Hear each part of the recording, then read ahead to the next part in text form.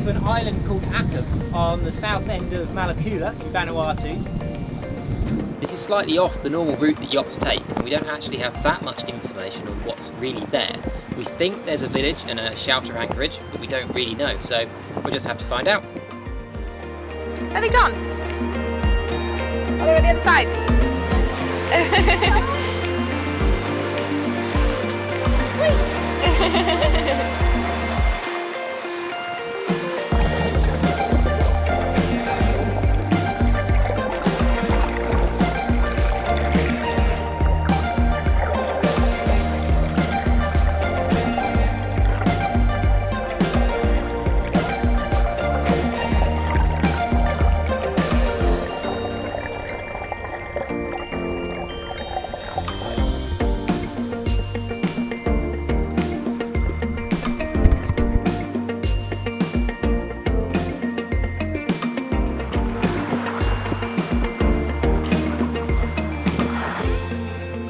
We love seeing the sailing canoes in the islands.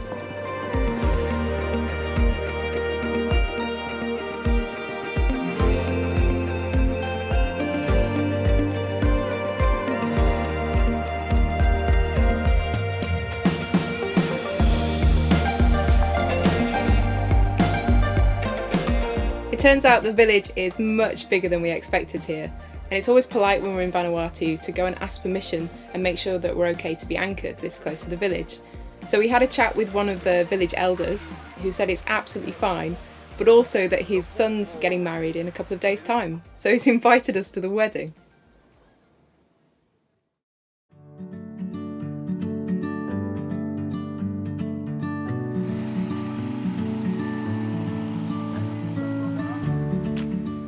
They still build and use the traditional sailing canoes here, although the original woven palm leaf sails have been replaced with old bits of sail donated by yachts.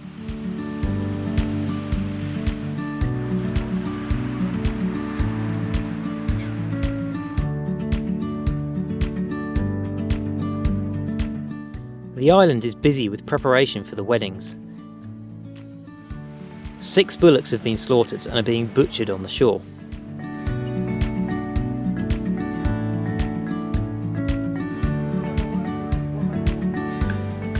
All the food has been gathered from the gardens on the mainland and brought across in small boats. They're expecting hundreds of people from all the surrounding islands to attend.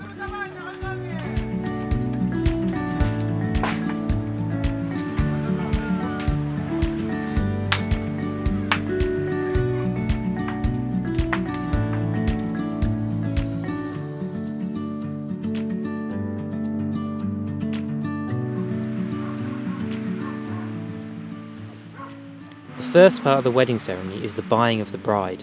The groom is paraded through the village to the bride's house with an entourage of his family. The horns are blown to draw people from the rest of the village to witness the ceremony.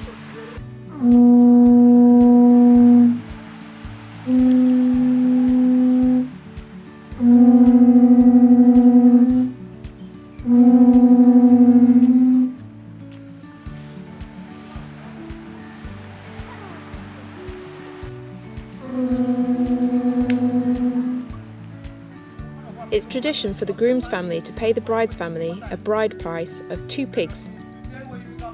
These days that means 70,000 Vanuatu, which is about £490 or $620 US. The families also exchange goods, such as these hand-woven mats.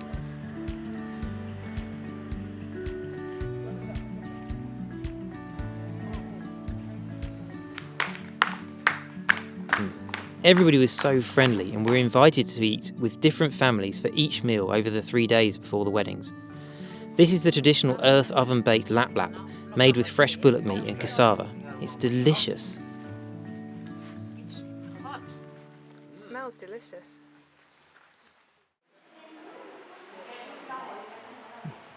Then came the big day. 5 weddings, held all at once in the island's only church. We were invited into the church with the families and close relatives.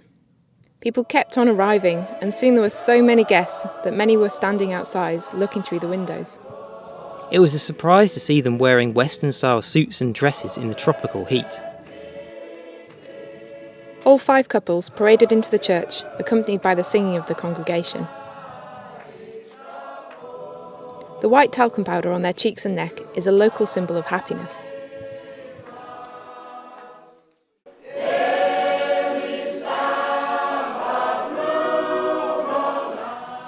The gentleman in front of us kindly held up his hymn book so that we could join in. The hymns are written and sung in Bislama, which is a sort of pidgin English, so it was a challenge.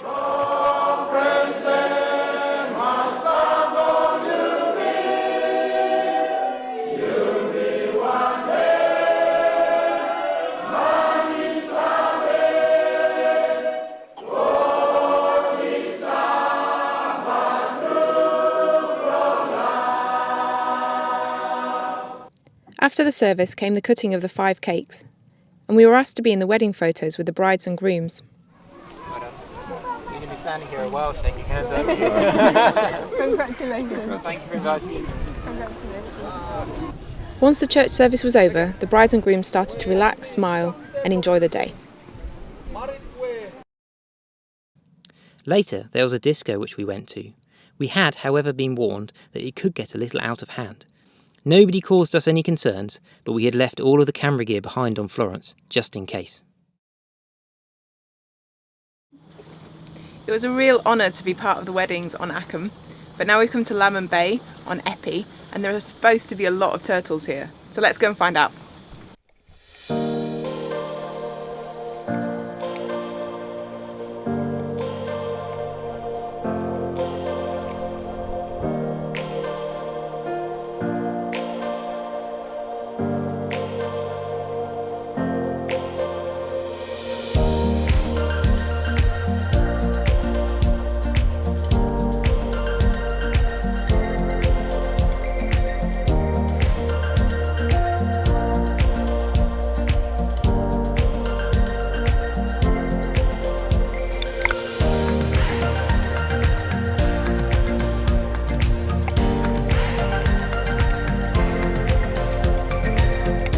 It's been over a month since we were last in a quiet bay with a beautiful reef, and we've missed it.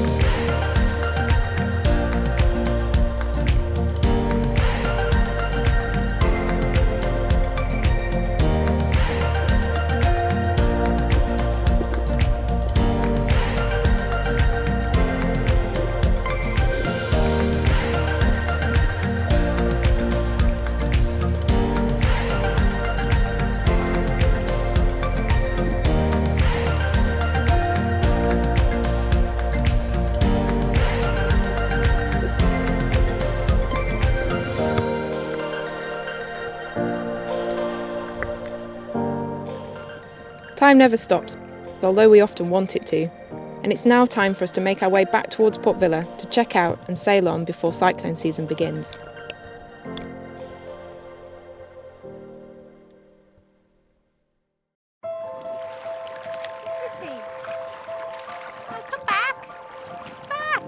We just sailed into Havana Harbour, which is not far from Port Vila, and the dolphins came to play on the way in.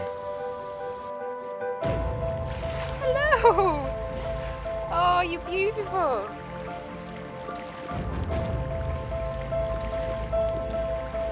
Gorgeous!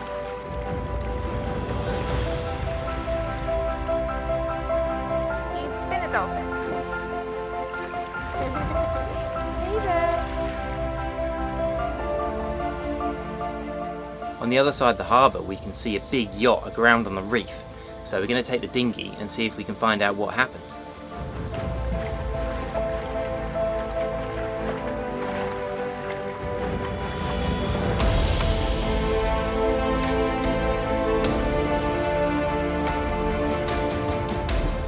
When we got there, we saw that the yacht was huge. We met with one of the crew members who's looking after the yacht, and he told us the story about how the yacht came to be there.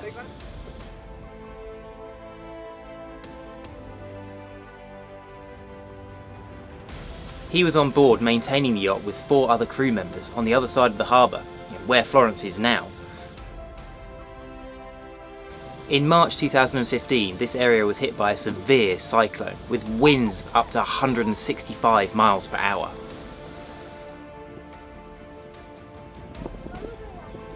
The harbour is very sheltered, but nothing would stand up to a direct hit by this storm. The crew were terrified as the cyclone started to affect the anchorage.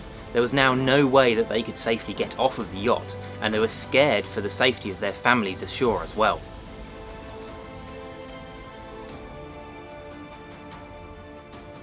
Then, as the wind increased, whipping up large waves in this sheltered harbour, and heeling the boat right over on her moorings, she was ripped from those moorings and blown across the harbour.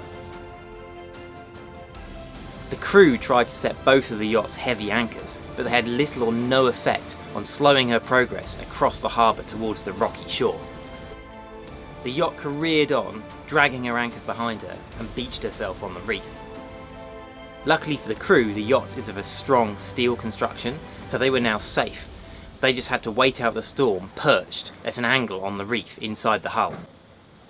Not everybody in Vanuatu is so lucky, and 11 people lost their lives. The yacht has now been on the reef in front of the village for 3 years. The situation is complicated by the fact that the yacht was impounded by the Vanuatu government at the time of the cyclone. The villagers hope that this situation has now been resolved, and there are hopes to pull the boat off the reef on the next exceptionally high tide, although every previous attempt to do this has failed.